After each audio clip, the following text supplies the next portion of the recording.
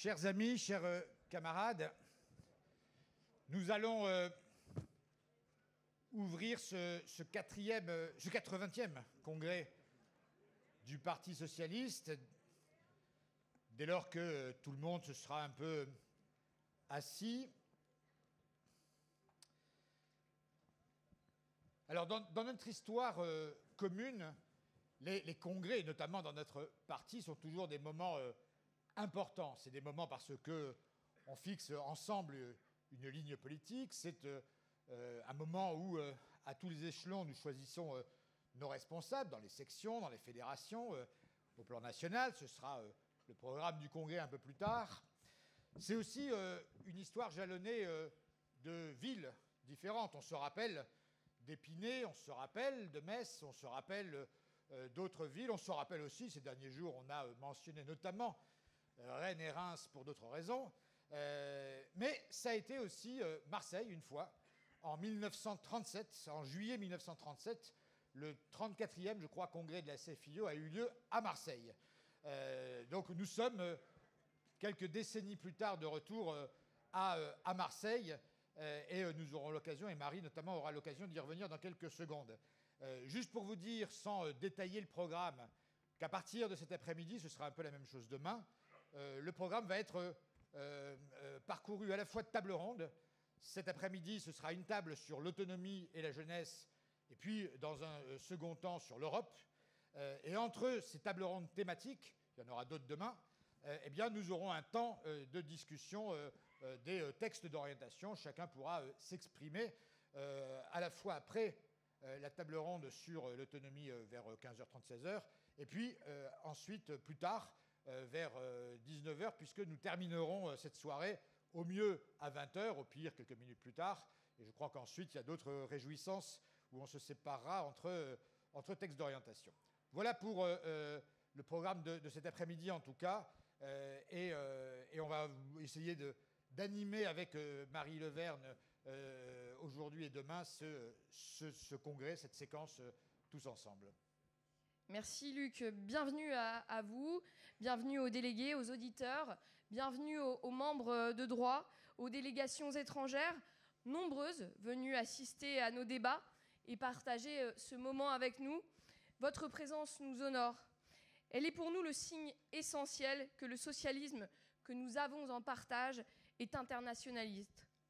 Il est aussi sincèrement, profondément, totalement pro-européen. Merci aux représentants du Parti socialiste européen, des partis frères et du groupe au Parlement de nous entourer aujourd'hui. Nous allons avoir l'occasion de vous entendre pendant ces 3 jours et ce sera un vrai plaisir. Merci enfin à nos amis socialistes de Marseille et des Bouches-du-Rhône de nous accueillir. On peut les applaudir bien fort.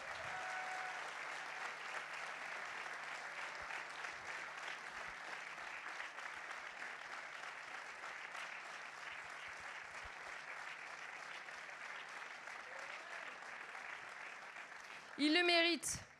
Marseille a beaucoup donné au socialisme, beaucoup donné à la gauche ces derniers temps, mais depuis plus d'un siècle, comme le rappelait Luc.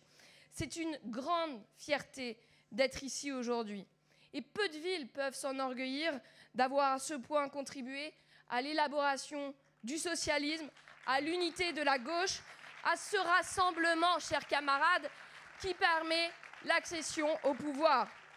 Yannick Ohanessian le dira mieux que moi dans quelques instants. Chers camarades, je formule un vœu pour terminer. C'est aux militantes et aux militants que je vous demande de penser en ouvrant ce congrès aujourd'hui.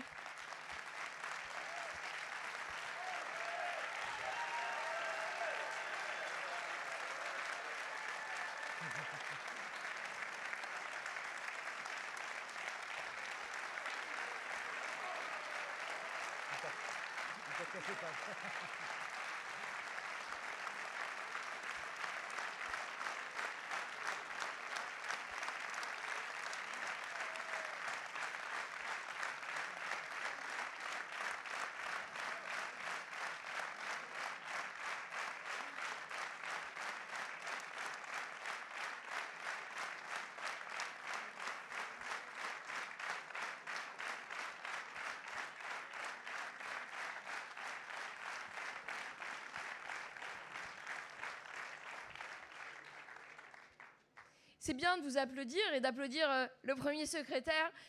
Chères militantes, chers militants, c'est à vous donc qu'il faut penser durant ces débats, être à la hauteur de ce que nous sommes, une grande formation démocratique. Je déclare le 80e congrès de Marseille ouvert. Je vous demande d'accueillir Yannick Ohanessian, adjoint au maire de Marseille et conseiller départemental des Bouches-du-Rhône.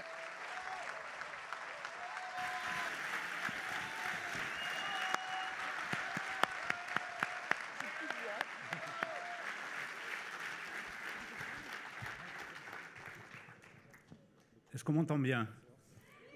Très bien.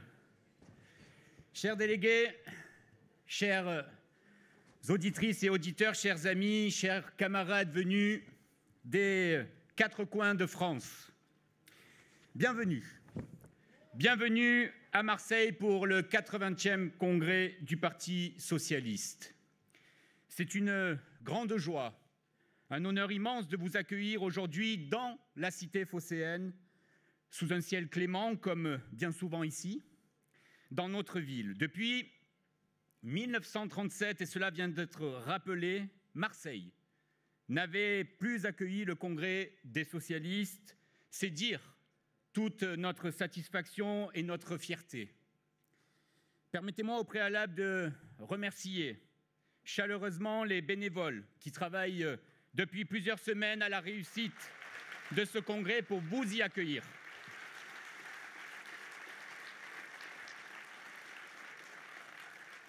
Je veux évidemment avoir une attention pour l'ensemble de mes collègues élus venus de tout le département des Bouches-du-Rhône qui me font l'amitié d'être parmi nous pour suivre notre congrès et bien sûr saluer affectueusement le premier magistrat de cette ville, le maire de Marseille, mon ami Benoît Payan, qui a suivi de près notre congrès ces dernières semaines.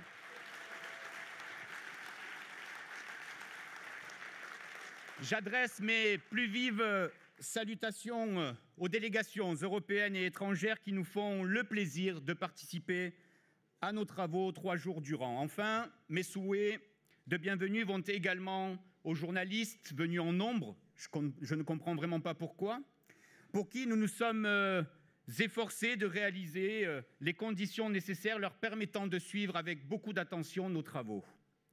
Mes chers camarades, le choix de ce site pour notre 80e congrès n'est pas anodin. Vous êtes ici au palais du Pharaon, un palais dont la construction a été ordonnée par Napoléon III pour l'impératrice Eugénie dans la seconde moitié du XIXe siècle. Ce palais, c'est un phare qui surplombe la Méditerranée et qui est très prisé des Marseillaises et des Marseillais. D'ailleurs, on dit de ce magnifique parc qu'il a un effet très apaisant. Je vous invite donc, mes camarades socialistes, à profiter intensément des énergies positives qui se dégagent depuis les allées du Pharaon. Marseille, chers amis, c'est cette cité antique avec plus de 2600 ans d'histoire, rebelle parfois, cosmopolite depuis toujours. Elle n'a, je le crois, aucune équivalence en France. Et parce que c'est ici qu'ont été entreprises les premières avancées unitaire de la gauche en 1879, et parce qu'elle est fidèle aux valeurs, nos valeurs du socialisme depuis bientôt 3 millénaires, que Marseille convient admirablement à ce congrès. Je peux donc vous annoncer en toute partialité que vous êtes sur le point de passer 3 jours dans la plus belle ville du monde. Vous êtes là pour travailler, évidemment, vivre des débats intenses sans aucun doute, mais je vous invite à prendre le temps de profiter des attraits de la ville, de ses 57 km de littoral, de ses collines, et notamment celles si chères à Marcel Pagnol, de ses calanques, de ses plages, dont la plage des Catalans à quelques pas d'ici, ou encore, la nuit tombée, de ses bistrots et de ses bonnes adresses pour déguster une bonne bouillabaisse. Et je ne sais pourquoi ce plat attise toutes les convoitises depuis très longtemps dans la famille socialiste. On dit aussi de Marseille que c'est la plus vieille et la plus jeune des cités méditerranéennes. Cet aspect de jeunesse, vous le retrouverez aujourd'hui dans sa recherche permanente de l'égalité, dans son esprit solidaire ou encore dans sa capacité à rester debout face à l'adversité. Et c'est d'ailleurs avec ce même état d'esprit qu'avec le maire de Marseille et l'équipe municipale, nous avons engagé de nombreux chantiers dans cette ville en seulement 3 années. Nous avons travaillé pour donner les mêmes chances de réussite aux petites Marseillaises et petits Marseillais, pour lutter contre l'habitat indigne, pour recréer des bassins d'emploi profitables aux Marseillais, pour rendre la ville attractive ou encore pour faire face aux enjeux climatiques. Bien sûr, tout cela n'aurait pas été possible sans le rassemblement inédit que nous avons créé en 2020 au moment des élections municipales. Ce rassemblement, mes camarades, vous le savez, c'est celui du printemps marseillais. C'est ce rassemblement, cette grande coalition des forces de gauche écologiques et citoyennes qui nous a permis de gagner les élections et qui a suscité tant d'intérêt partout en France. Et je vais vous faire une confidence. Pas grand monde imaginait alors que nous parviendrons à nous rassembler. Mais nous avons réussi car nous avions chevillé au corps la conviction que le rassemblement était le préalable pour gagner et ensuite transformer la ville. Il n'y a pas de recette miracle, même de coups de baguette magique. Tout cela a été un long travail, un long chemin de construction, d'apprentissage et de relations de confiance. Chers camarades, dans ce conglomérat de mouvements associatifs, de partis politiques, de collectifs citoyens, le rôle des socialistes a été central. Il a même été moteur, de par d'abord notre culture du compromis, notre expérience militante ou encore notre ancrage territorial. Nous avons su, pas à pas, convaincre, avec toujours le même sens de la responsabilité, et c'est d'ailleurs ce même sens de responsabilité que j'appelle de mes vœux pendant ces 3 jours. Dans les circonstances présentes et face aux enjeux majeurs qui sont devant nous, restons fidèles à la mission qui nous est confiée. Nous avons une lourde responsabilité, je le crois. Nous sommes les héritiers de grandes figures du socialisme, mais aussi de ces nombreuses luttes depuis plus d'1 siècle. Maintenir et développer les droits de la personne au sein d'une société tout entière conçue et organisée pour le bien collectif, c'est la formule même du socialisme, disait déjà Léon Blum. Mes chers camarades, ce 80e congrès revêt un caractère tout particulier. À un moment où nos concitoyens vivent des fins de mois difficiles, où nous sommes percutés par la guerre aux portes de l'Europe, par le dérèglement climatique, par les crises sanitaires et sociales, nous devons être à la hauteur du moment. C'est donc, oui, je le crois, un moment important pour les socialistes. Il s'agira de fixer, bien sûr, les orientations de notre formation politique, de rappeler nos règles communes permettant l'unité des socialistes, mais notre congrès doit surtout être utile aux Françaises et aux Français. Aujourd'hui, ils doutent de la politique, de son efficacité et évoquent parfois son impuissance. Mais ils veulent croire, et ils nous le disent aussi, scrutin après scrutin, à un changement possible. Je ne veux pas, et ce n'est d'ailleurs pas mon rôle en ce moment, passer en revue l'action de notre parti. Mais vous me permettrez de formuler un vœu à l'ouverture de vos travaux, de nos travaux. C'est de vous souvenir toujours, mes chers camarades, au cours de nos débats, tables rondes, échanges, de la fidélité que nous avons collectivement à ce parti. De vous souvenir toujours que ce qui nous unit est plus fort que ce qui nous divise. Et de vous souvenir enfin que si nous souhaitons à nouveau susciter l'espoir, regagner la confiance de nos concitoyens, c'est d'abord et avant tout dans l'unité de notre famille politique que nous y parviendrons.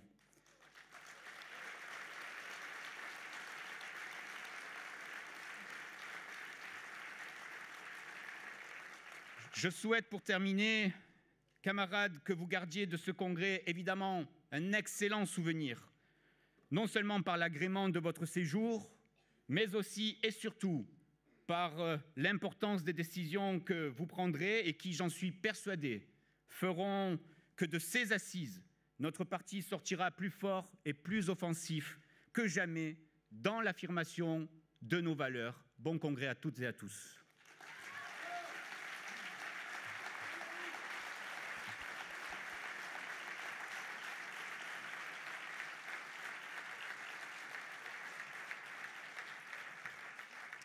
Merci Yannick d'aller droit au but comme ça.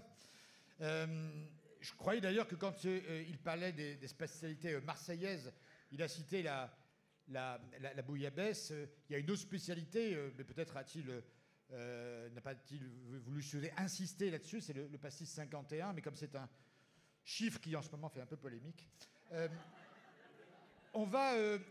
pouvais ajouter également, mais je n'ai pas voulu le dire tout à l'heure, que dans le congrès de Marseille de 1937, la motion arrivée en tête, c'était la motion Blum-Faure, 54%. Bon, allez, c'était un autre fort. La parole maintenant à Corinne Narassiguin, secrétaire nationale à la coordination.